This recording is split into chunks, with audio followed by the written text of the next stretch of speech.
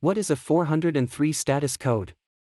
A 403 error is an HTTP status code indicating that the client is not authorized to access the requested resource. Some examples of vulnerabilities that can lead to a 403 error include insecure authentication. If the authentication process is not properly secured, an attacker could potentially gain unauthorized access to the resource. Insecure authorization. If the application does not properly check if the user has the right to access the resource, an attacker could potentially access the resource without proper authorization. Misconfigured access control. If the access control is not properly configured, an attacker could potentially gain unauthorized access to the resource. Lack of input validation. If the application does not properly validate user input, an attacker could potentially exploit this to gain unauthorized access to the resource.